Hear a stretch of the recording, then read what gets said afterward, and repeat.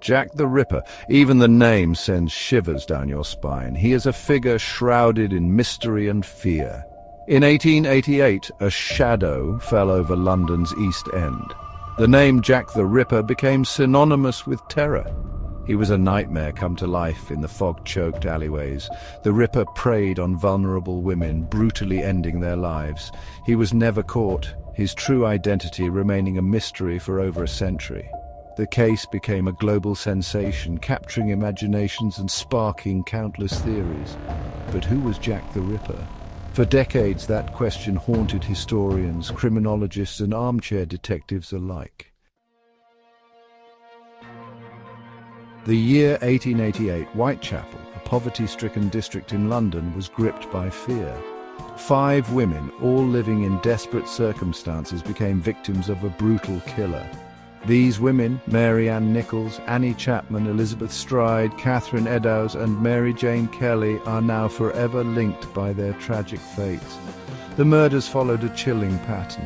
The victims, all women, were brutally attacked and mutilated, their throats slashed with surgical precision. The Ripper's gruesome acts pointed to a deep-seated rage and a chilling knowledge of human anatomy. The killings sent shockwaves through Victorian society, exposing the dark underbelly of London's East End. For over a century, the identity of Jack the Ripper remained a mystery. However, a revolutionary tool emerged from the world of science: genetic genealogy. Imagine tracing your family tree back generations, but instead of names on paper, you're using DNA as your guide.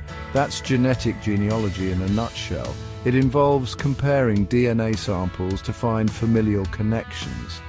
These connections, often distant cousins, can help build a family tree leading back to a potential suspect. By analyzing DNA evidence from crime scenes and comparing it to public databases, investigators can narrow down the possibilities and zero in on potential suspects, even after centuries. Among the pieces of evidence collected from Catherine Eddowes' murder scene was a seemingly innocuous item, a silk shawl. This shawl, stained with blood and possibly other bodily fluids, became a beacon of hope in the quest to unmask Jack the Ripper. Preserved for over a century, it held the key to unlocking the past. In the 21st century, advancements in DNA analysis allowed scientists to extract DNA from the shawl. This DNA profile, presumed to belong to the perpetrator, became a vital clue in the investigation. Armed with the DNA profile from the shawl, investigators turned to genetic genealogy. They compared the Ripper's DNA to profiles in public databases, searching for any familial matches. The search led them to distant relatives, individuals who shared a common ancestor with the killer. Painstakingly, they pieced together family trees, tracing lineages back through generations. The breakthrough came when they identified a potential suspect, Aaron Kosminski, a Polish immigrant living in Whitechapel at the time of the murders. Kosminski's profile was a close match to the DNA from the shawl. While not conclusive on its own, this evidence, combined with historical records and eyewitness accounts, painted a compelling picture. The revelation of Aaron Kosminski as Jack the Ripper sent shockwaves through the world. A century-old mystery, seemingly lost to time, had finally been solved. For the descendants of the victims, it was a bittersweet victory. The identity of their ancestors' killer had been revealed, offering a sense of closure. However, it also reopened old wounds, reminding the world of the brutality of the crimes and the vulnerability of women in Victorian society. The case's resolution, made possible through scientific advancements, showcased the power of genetic genealogy in solving historical mysteries. It provided a glimpse into the past, offering a chance to rewrite history and hold the perpetrator, even symbolically, accountable for his actions. The successful identification of Jack the Ripper marked a turning point in criminal investigations. It ignited a renewed hope for solving countless other cold cases, mysteries that had long seemed unsolvable. Genetic genealogy emerged as a powerful tool for law enforcement agencies worldwide. With access to an ever-growing pool of genetic data, investigators can now revisit cold cases with fresh eyes.